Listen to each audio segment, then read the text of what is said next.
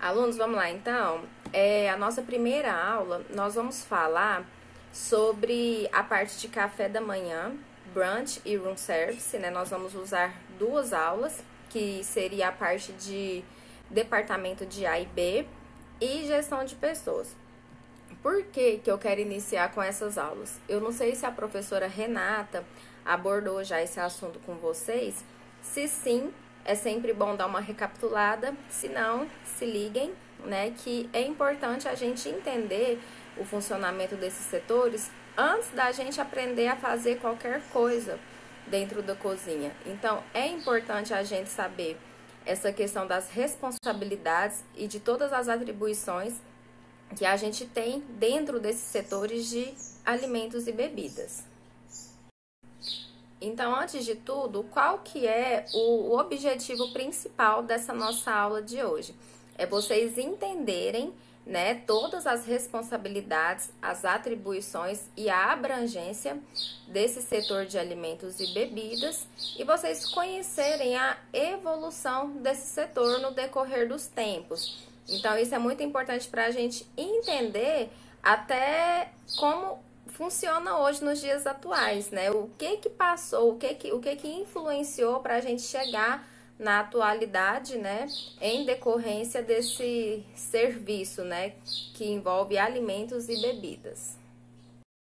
Então, gente, antes de tudo, o profissional que ele está envolvido nesse tipo de serviço, nesse tipo de departamento, seja ele um maître, seja ele um gerente, né? Então, ele é um profissional que ele tem que estar ligado em tudo. Então, ele tem que entender de produtos, ele tem que entender de vendas, ele tem que entender de oferta, de espaços físicos, ele tem que participar do planejamento, seja do serviço da cozinha, do serviço do salão. Então, ele é um profissional que ele tem que estar praticamente atento a tudo que acontece dentro do setor de trabalho, seja numa pousada, seja num hotel, né? Sem falar sobre essa questão de gestão de pessoas, parte de manutenção. Então, é praticamente, né, esse profissional está envolvido com tudo que acontece dentro da empresa.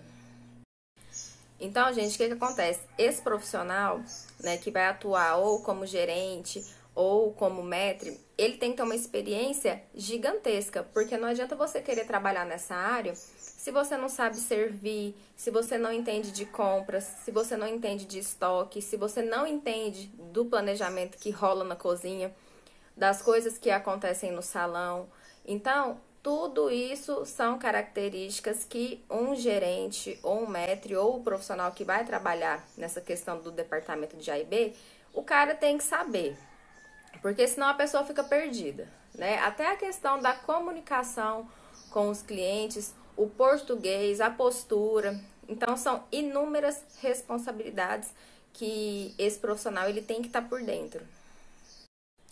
Então, gente, na apostila, no início, tem falando de forma mais específica sobre isso, né? Até para vocês entenderem, tá? Porque não basta uma pessoa te colocar para trabalhar no hotel e falar, fulano, você vai ser gerente. Opa, mas cadê a sua capacitação, a sua qualificação? Você entende de tudo? Você já passou? Você já teve experiências para você saber lidar? Porque antes de tudo, além de você ser uma pessoa que você tem que sacar de toda a parte operacional, você também tem que ter o lado humano, você tem que saber tratar as pessoas, tratar seus funcionários, né? No caso, as pessoas que estão abaixo de você dentro da hierarquia da empresa, tá? Então, aí vocês acompanhem a apostila que vocês vão entender tudo isso que eu tô falando.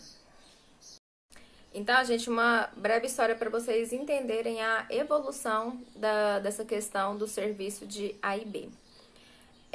Antes de 1400, do ano de 1400, as hospedagens, né, as empresas responsáveis por hospedagem, elas não tinham o costume e nem a condição de servir vinhos aos seus hóspedes juntamente com a comida ali pedida. Então, o que aconteceu? Depois que veio a Revolução Industrial no século XIX, surgiu o quê? Máquina a vapor, surgiu energia elétrica. Então, o setor hoteleiro, né, o setor de hospedagem, ele conseguiu evoluir nesse quesito. Então, foi onde eles tiveram a condição de incrementar os seus serviços e, a partir disso, servir vinhos, né, para os seus hóspedes, acompanhando a alimentação. E então, gente, nessa época, o pessoal com essa necessidade aí de viajar, né, de passar mais tempo fora, pensou o quê? Gente, que bacana eu me hospedar em algum lugar e esse local, né, me servir alimentos e bebidas. Então, geralmente, quem servia, fazer esse tipo de serviço, eram os bares e tavernas, né, que a gente pode chamar de taberna também.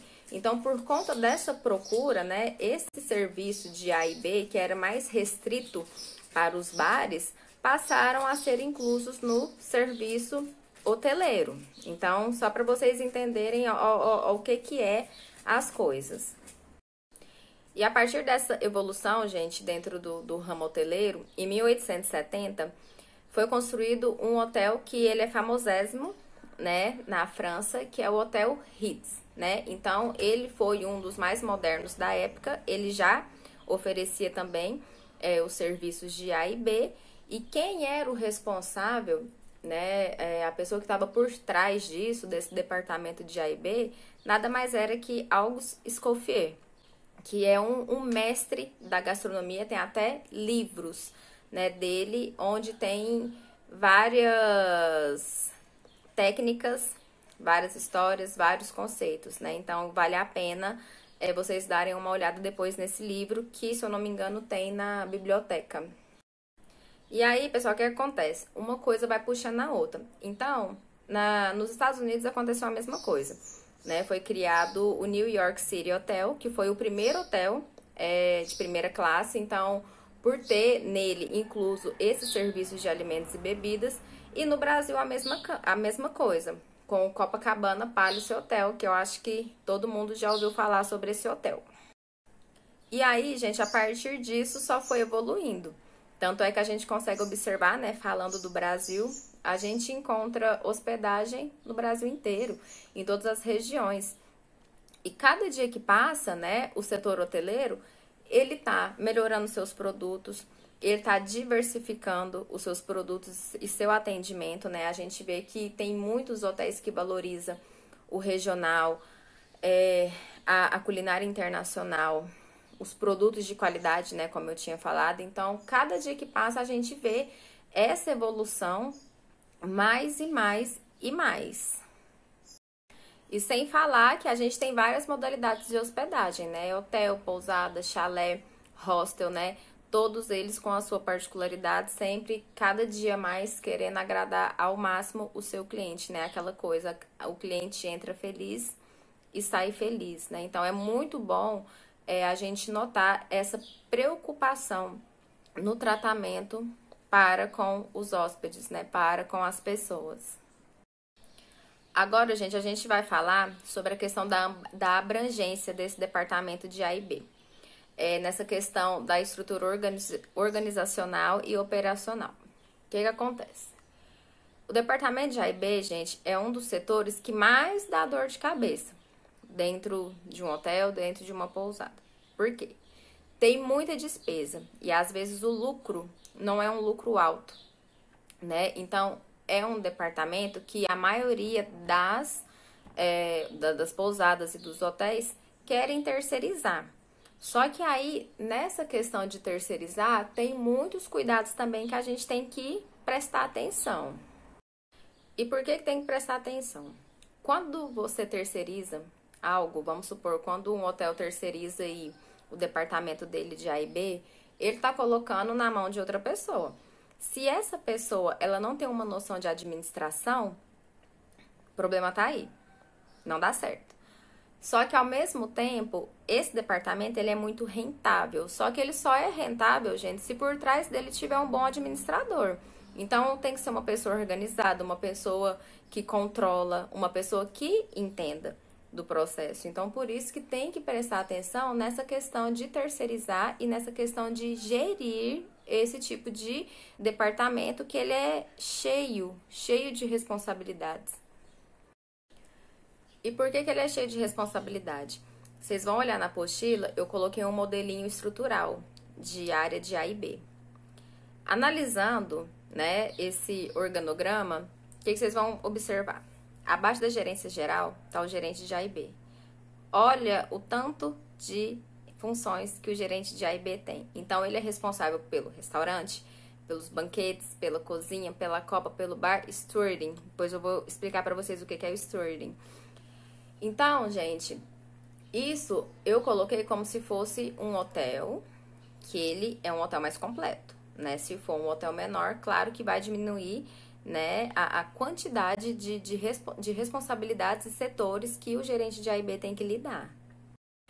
E aí o Stewarding Department, ele é um setor que ele engloba algum outro tipo de liderança. Então, é um diretor, é um organizador, é um outro tipo de gerente responsável por outra área, tá? Então, só para entender, isso aí depende da organização da empresa, tá?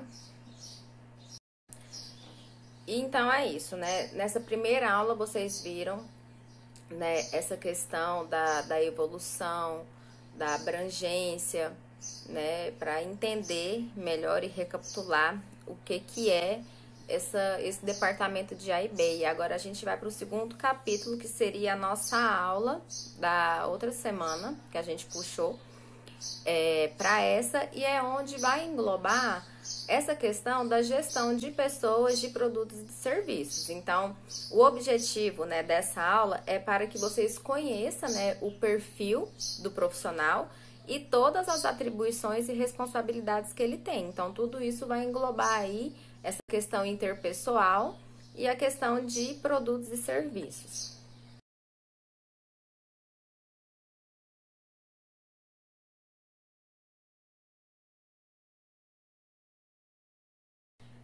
Então, vamos lá. Entrar na aula 2, não sei se teve alunos que quiseram tirar um tempinho para descansar, né? Tira uma meia horinha para a gente entrar em outro assunto. Não tem problema, porque o vídeo vai ficar aqui na plataforma do YouTube, então vocês podem acessar no horário que ficar melhor para vocês. Então, aqui, ó, começando esse assunto, gente, da parte de gestão de pessoas, de produtos e de serviços, a gente vai destacar quando a gente fala de direção única. O que significa isso? Significa quando uma única pessoa administra o setor de A e B. Então, num hotel grande, a gente vai ter o gerente específico para essa área. E para um hotel de porte menor, quem que vai administrar essa área? O próprio proprietário ou um maître, né? Que ele fica responsável por toda essa questão que a gente já citou. E aí, quais são as vantagens? O que eu tinha falado para vocês antes? O profissional que fica responsável por essa aula, ele tem que ter uma experiência gigantesca. Justamente por isso, porque ele vai saber lidar com cada setor, né? Que conforme a apostila que eu coloquei para vocês, né? Esse agrupamento de setores que é cozinha, restaurante, bar, copa, banquetes. Tudo isso ele vai conseguir gerenciar tranquilamente, né? Se você coloca uma pessoa para assumir essa responsabilidade que não tem experiência com nada, né? É dor de cabeça e você não vai ter a gerência, né, que o seu empreendimento mereça. E a outra vantagem desse profissional é que ele pode designar os serviços para quem está abaixo dele, né? Então, ele é capacitado para exercer esse tipo de função, né? De coordenar, né, a equipe dos outros setores. E agora, gente, sobre a questão das atribuições e das responsabilidades, né, desse profissional que vai trabalhar na gerência dos alimentos e bebidas, eu separei para vocês aqui na apostila por assunto, porque, igual eu falei antes, é muita coisa, gente, é muita responsabilidade, né? Por isso que é tão importante a pessoa ser devidamente capacitada para lidar com esse tipo de setor. Então, aqui na questão que envolve planejamento, supervisão, coordenação e controle, coloquei uma série de itens, né? E isso eu quero que vocês leiam na apostila. Não vou citar todas porque ficou descrito de forma simples de entender. Então, só para vocês entenderem as responsabilidades. Então, tem aí planejamento, supervisão, coordenação, tem a questão dos zelos, né, que esse profissional tem que ter. E ele tem que estar a par, né, de alguns tipos de análises, de alguns tipos de emissão e requisição de serviços e sobre a questão do atendimento. Além de realizar atividades de assessoria, promoção e colaboração. Então, no material que já está disponibilizado para vocês, vocês vão conseguir ver com mais detalhes tudo que engloba. E sem falar, gente, que não são todas as coisas, não são todas as responsabilidades que eu citei, tá? Porque depende muito da política da empresa, né? Cada empresa tem uma política diferente, tem um jeito de trabalhar diferente, tá? Então, pode ser que tenha outras funções, outras responsabilidades, independente do setor da empresa que você possa trabalhar. E aí, falando sobre o maître executivo, vamos supor que a gente está falando de um hotel grande, que tem muitos setores, né? Ele estaria abaixo do gerente de A e B. Então, obviamente, ele tem menos funções e menos responsabilidades, que já está descrito para vocês na apostila. Então, gente, essa foi as aulas, né, que a gente tinha comentado no primeiro dia, né, que é uma introdução a essa parte administrativa, porque antes da gente começar a trabalhar com alimentos e bebidas, a gente tem que entender, sim, como que funciona essa parte de gestão desse tipo de setor, tá bom? E aí tem uma atividade no fim da apostila, né, que explica para vocês o que é para fazer. E antes de encerrar, né, às vezes vocês vão me perguntar, professor, e você? Quais foram as suas experiências, né, dentro dessa área? Posso falar para vocês. Quando eu trabalhei de garçonete, né, dentro do restaurante, eu tinha as minhas responsabilidades, que eu vou falar na aula de bares e restaurantes, porque vai se encaixar mais. Quando eu trabalhei de auxiliar de cozinha, eu já tinha responsabilidade de fazer listas de compras, contagem de estoque. Então, são funções que, às vezes, o gerente que tem que fazer e ele passa para quem está abaixo dele. Isso aí, gente, depende do local que vocês trabalham, tá? Porque vai da gerência designar o tipo de serviço ou não, vai do proprietário e vai de você, profissional, aceitar, né? Porque eu, quando eu era auxiliar, eu tinha outras funções que era mais dentro da cozinha. E em Pirenópolis é campeão disso, eu falo por experiência própria, porque eles querem aproveitar um profissional para designar várias funções. Eu não concordo com isso, isso é minha opinião. Só estou contando para vocês as experiências que eu tive. Então, muitas vezes também, eu sempre trabalhei mais na cozinha e às vezes a gerência queria que eu desenvolvesse trabalhos de jardinagem, de recepção. Isso eu tô falando para vocês porque não é só comigo que acontece e vai acontecer. Ainda mais quem trabalha, né, aí. Eu acho que já deve ter passado por alguma coisa do tipo. E quando eu tive um cargo de chefia de cozinha, eu era praticamente uma auxiliar. Então, eu fazia tudo. Lista de compras, estoque, partes mais administrativas. E na mesma hora eu estava lá ralando, limpando o chão, limpando o fogão. Então, gente, depende muito da empresa. Porque na teoria... Então, a gente vendo assim, na teoria é lindo, mas às vezes quando você vai para o ambiente de trabalho, não é assim que acontece, tá? Então, eu gosto de falar sobre essas experiências para vocês entenderem, né, que não depende, às vezes, do que a gente aprende, depende de quem, né, está acima da gente administra, né? Então, por isso que é importante vocês terem esse conhecimento, porque na hora que acontecer com vocês, vocês vão falar, opa... Isso não é minha função, isso não é minha responsabilidade, tá? Então, saibam entender quais são as suas atribuições dentro de uma empresa, tá bom? E a gente finaliza, né? Assim, sempre vou dividir minhas experiências com vocês, porque acho que é legal, acho que quando vocês veem alguma coisa mais de perto, né, é mais fácil de assimilar. Então, a nossa aula, né, espero que vocês tenham gostado.